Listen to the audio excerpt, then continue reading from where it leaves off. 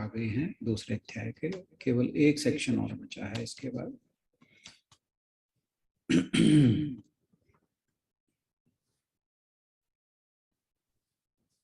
तो इसमें जो पहला मंत्र है उसमें यमदेव नचिकेता को कहते हैं कि निर्विकार सरल अजन्मा परमात्मा, उसका 11 द्वार वाला निवास स्थान मनुष्य देह है और भगवत प्राप्ति की ध्यान आदि साधना करके मनुष्य विमुक्त रहकर विमुक्त हो जाता है। यही वह है जिसे नचिकेता तुम जानना चाहते हो। बड़ा इंपॉर्टेंट श्लोक है और आपको ध्यान होगा कुछ इसी तरह की बात गीता जी में भी आई थी। श्लोक मेरे ख्याल से 6ठे अध्याय में था ये, मुझे नहीं 5वें अध्याय में था, और श्लोक मुझे ध्यान नहीं है नंबर क्या था उसका, किसी को ध्यान हो तो बताइएगा।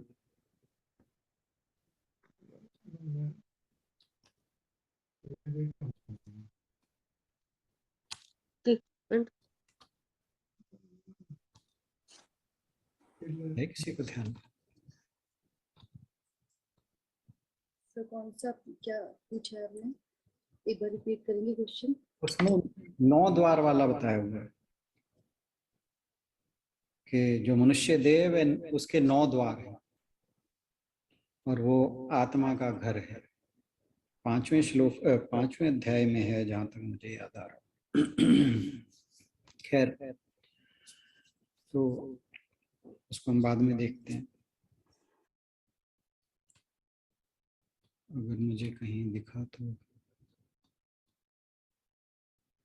13वां श्लोक, 5वें अध्याय का 13वां श्लोक, उसके अंदर 9 द्वार कहे गए हैं और यहाँ 11 द्वार कहे गए हैं। डिफरेंस अभी मैं बताता हूँ 9 और 11 का क्या है। सर्व कर्माणि मनसा जी, सर्व कर्माणि मनसा संन्यास्यास्ते सुखम वशी नव द्वारे पूरे देवी नैव कुर्वन् कार्यम्। एग्जैक्टली, बिल्कुल यही।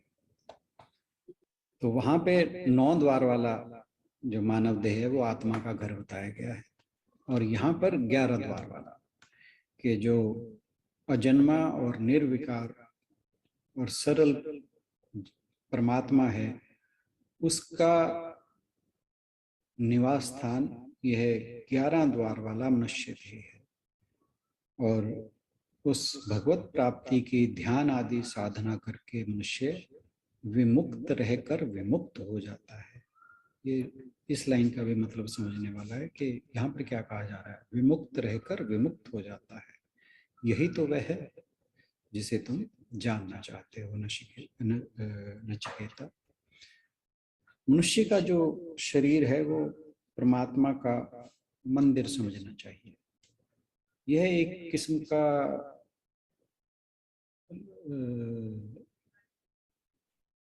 छोटे स्तर का ब्रह्मांड समझना चाहिए। विश्व का जैसे संचालन परमात्मा करता है ऐसे इस देह का संचालन आत्मा करता है। देह में जो कुछ भी क्रियाएं होती हैं चाहे मन बुद्धि या इंद्रियों द्वारा या शरीर द्वारा, वे सब आत्मा के प्रकाश के कारण होती है। तो परमात्मा विश्व को प्रकाशित करता है तथा जीवात्मा मानव देह को।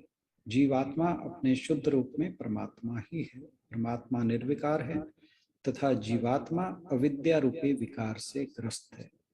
जीवात्मा का शुद्ध स्वरूप ही परमात्मा है और मानव देह के जो छिद्र हैं वो ही इसके द्वार कहे जाते हैं और इसके अंदर जो 11 द्वार कहे गए हैं, तो पहले तो ये कि जो गीता जी में 9 द्वार कहे गए हैं वो हैं 2 आंखें, 2 कान, 2 नासिका छिद्र, 1 मुंह और 1 मल त्याग का द्वार, दूसरा मूत्र त्याग का द्वार। ये हो गए 9, 2 2 4 2 6 और 1 मुंह 7, हाँ 7 और मल मूत्र के त्याग के 2, तो ये हो गए 9। इसके अतिरिक्त यहाँ पर जो 2 और सर एक जी त्वचा, त्वचा यहाँ से पसीना निकलता है। त्वचा द्वार नहीं, द्वार में नहीं काउंट होता।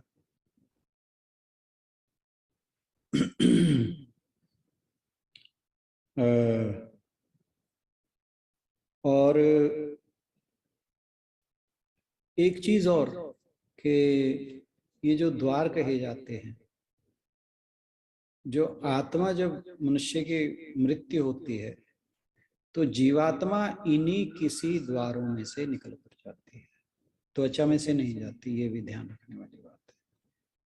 तो ये जो 9 द्वार कहे गए हैं और जो 2 द्वार यहाँ एक्स्ट्रा कहे गए हैं वो हैं, एक है ब्रह्मरंध्र, ये जो बिल्कुल हमारे सिर के ऊपर होता है, जहां पर हम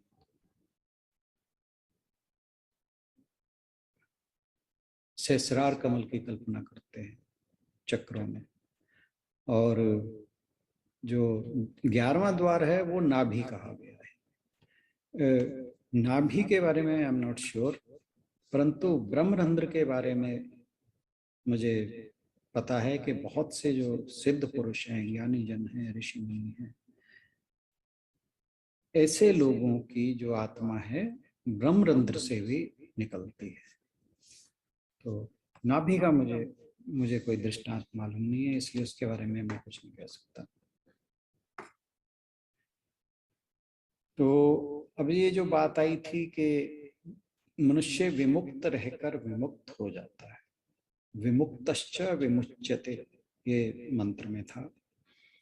और इसका मतलब है विमुक्तश्च के पहले विमुक्त होता है, यानी जो इस परमात्मा को जान लेता है, ध्यान आदि की साधना के द्वारा कहा कि मनुष्य विमुक्त रहकर विमुक्त हो जाता है। जो पहला विमुक्त है इसका मतलब है कि मनुष्य जीवन मुक्त हो जाता है।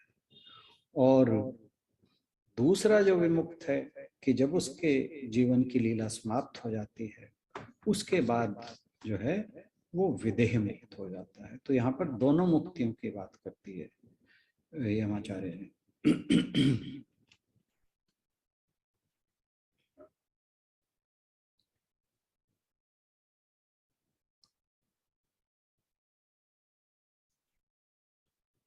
जो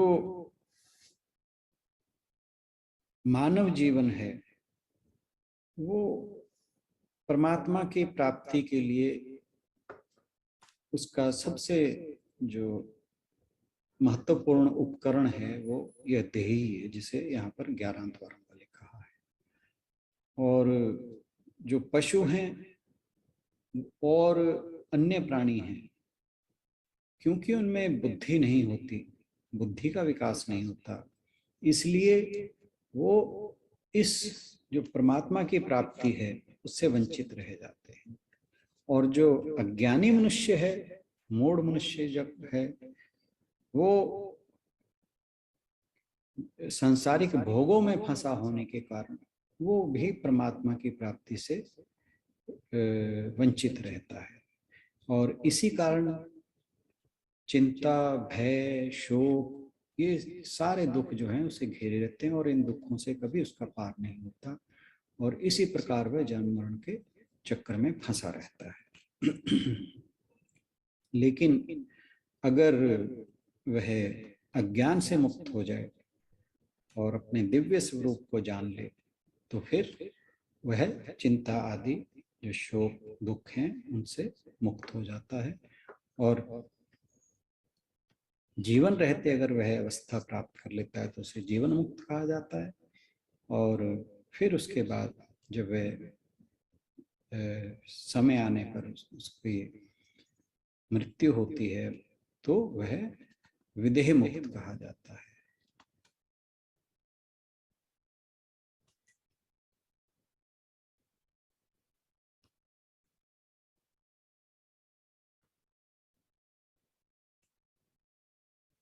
इसके